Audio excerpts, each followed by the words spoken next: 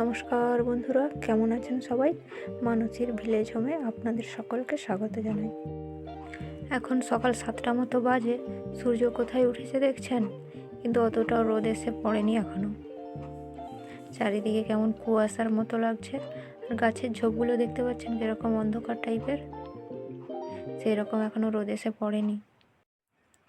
ওই দূরে গাছগুলো দেখতে পাচ্ছেন, ওখানে একটা বিরাট বড় পুকুর আছে, খুব সুন্দর লাগে দেখতে। গোটা মাঠ দেখছেন, একটু সবুজ নেই। আসলে সব এখন আলু লাগিয়েছে, জল দিচ্ছে জমিতে, আর কিছুদিন পরেই গাছ হবে, তখন গোটা মাঠ সবুজে ভরে যাবে। আজকে অঘ্রাণ মাসের সংক্রান্তি, মানে শেষ দিন, ভীষণ ঠান্ডা। এই দেখুন, এখানে দুটো শালিক খাবার খুঁজতে বেরিয়েছে, কি সুন্দর বসে আছে দেখছেন। আগে ছোটবেলাতে যখন দেখতাম তখন প্রণাম করতাম। জোড়া শালিক পাখি দেখলে নাকি দিন খুব ভালো যায়, সেই জন্য প্রণাম করতাম। আর একটা ছড়াও বলতাম, কিন্তু ছড়াটা এখন মনে নেই। কিন্তু এখন জোড়া শালিক পাখি দেখলেই প্রণাম করি। চলুন এবারে বাড়ি যাওয়া যাক।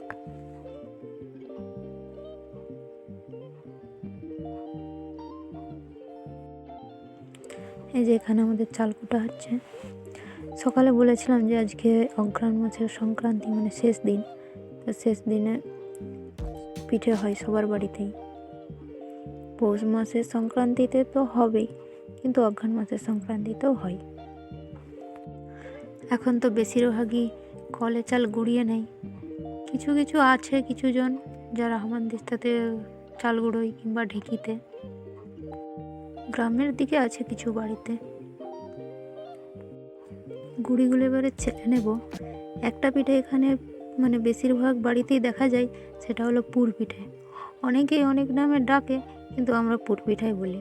কেউ তরকারি দিয়ে হয় কিংবা নারকেল দিয়ে।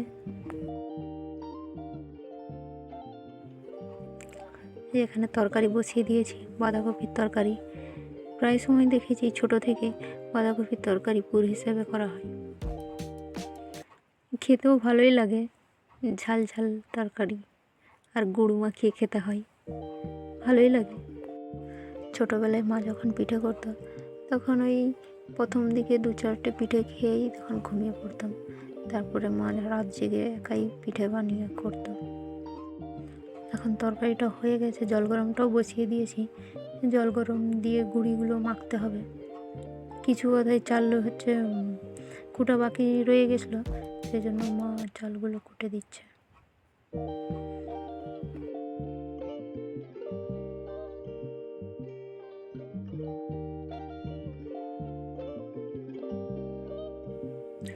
এরপর গুঁড়িগুলো মেখে নেব, তাই নুন দিয়ে দিলাম। এরপর ভালো করে মিশিয়ে নেব।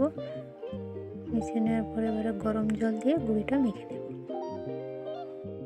ছোটোবেলা থেকে মাকে দেখে আসছি বিভিন্ন রকমের পিঠা বানাতে, কিন্তু আমি অত পারি না।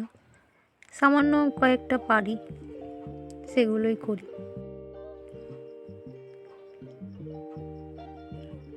জলটা গরম হয়েছে, দেখুন জলটা পুরো ফুটছে।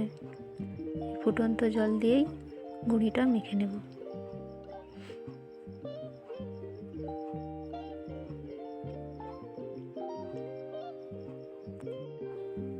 ফুটন্ত জল মোটেই হাত লাগানো যাবে না। এতে আমি খুন্তিয়ে করে এটাকে প্রথমটা মাখিয়ে নেব, তারপরে একটু ঠান্ডা হয়ে গেলে হাতে করে মাখিয়ে নেব।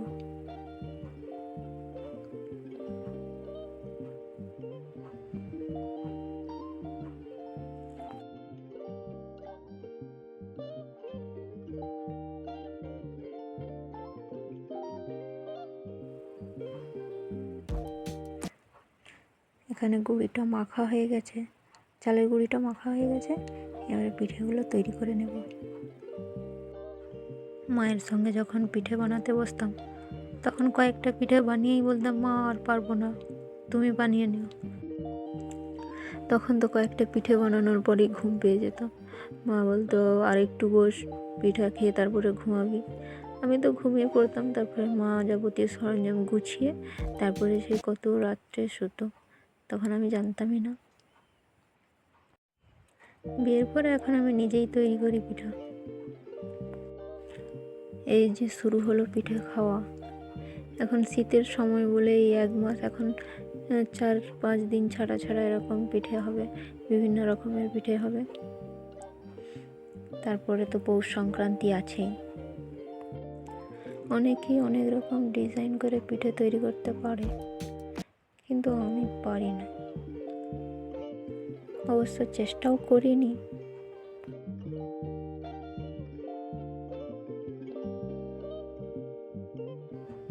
পিঠা তৈরি হয়ে গেছে এখানে আমার।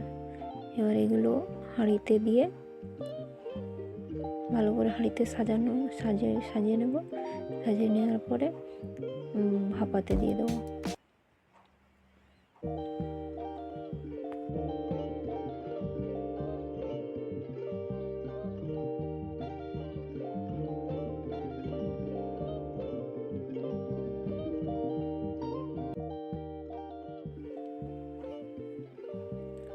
এই এখানে বসিয়ে দিলাম।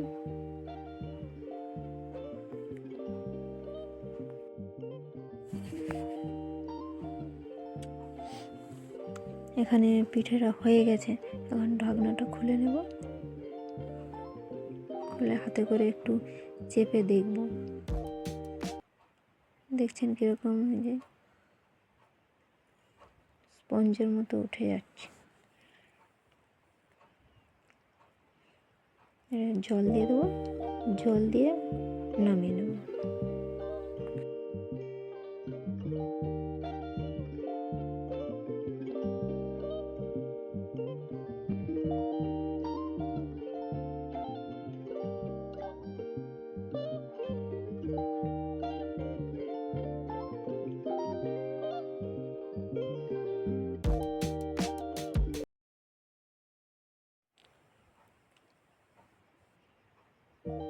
পিঠাগুলো কিন্তু খুব সুন্দর সেদ্ধ হয়ে গেছে।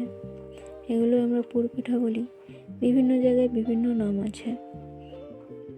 তরকারি কিংবা নারকেল, তারপরে তিল, এইসবেরও পুর দেওয়া হয়।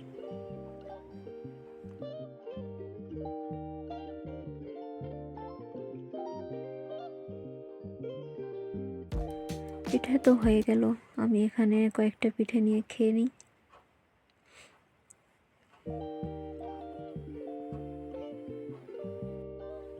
পিঠেগুলো খুব সুন্দর হয়েছে, নরম হয়েছে আর খুব সুন্দর সেদ্ধ হয়ে গেছে।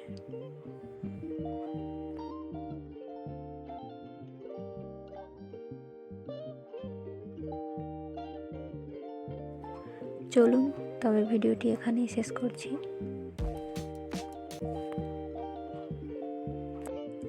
ভিডিওটি ভালো লাগলে অবশ্যই লাইক কমেন্ট করবেন। দেখা হবে পরের ভিডিওতে। ততক্ষণে সবাই ভালো থাকবেন।